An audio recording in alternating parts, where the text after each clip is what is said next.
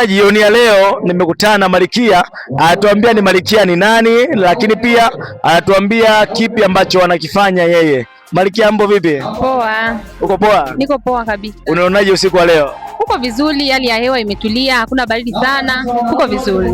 Lakini pia watu wanataka kujua kule online, wakujua kwa jina gani, lakini pia alimaarufu kama nani? Kwa majina naitwa Malkia Beauty Style. Ni CEO wa chuo cha urembo na masuala yote ya urembo na ni mhamasishaji wa vijana. Bwana wewe mdada, chukua hiyo hapo. Niko na Malkia wa urembo. Yaani kama unataka kuwa mzuri, unataka kujifunza kuwafunza wengine wewe wazuri, basi niko na Malkia hapa, si ndio? Yaani wewe ni mzuri, unajifunza uzuri, lakini unataka kuwafanya wengine wao wazuri, basi niko na Malkia.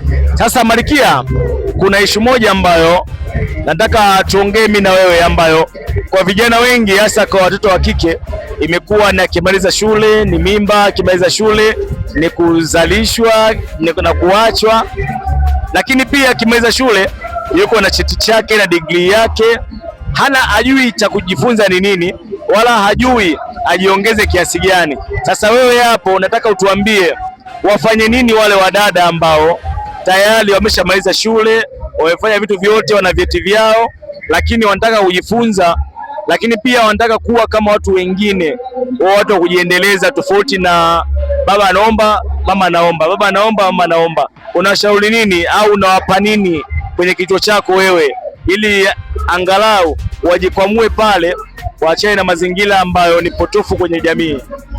Kwanza kabisa napenda kuwaasa vijana na mabinti waweze kujitambua, kujisimamia na kujitegemea. Na ndio maana Malkia Beauty mpaka sasa hivi tukaitwa Malkia Beauty. Tumetoka mbali kuja mkoa wa Rukwa ili kuweza kuwatanua vijana, kuwasimamisha vijana na mabinti ili waweze kujitegemea, kujitambua na kujisimamia wao kama wao.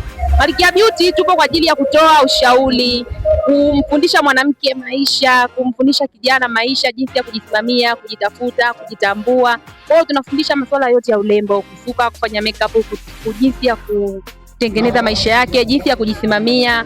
Yaani kwa kifupi naweza kutoa ushauri kwa vijana na mabinti waweze kwanza kujipambania, kujisimamia. Kwa maana ukiwa na kitu ambacho kinaweza kukusaidia kwenye maisha yako, lazima utasimama. Na pia ukiwa na pesa yako ni lazima utaheshimika na utathaminika kwenye jamii.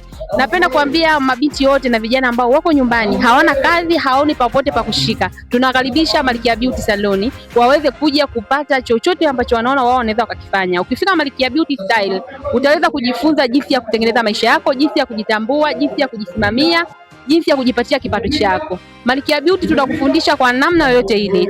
Tunakufundisha jinsi ya kujisimamia, jinsi ya kujitambua, ujue wewe ni kijana, wewe ni binti, unatakiwa kuwa nani, thamani yako ni nini, wewe ni nani na unatakiwa kuwa nani. Na pia tunakufundisha jinsi ya kutambua maono yako na kuona ndoto zako ni vipi.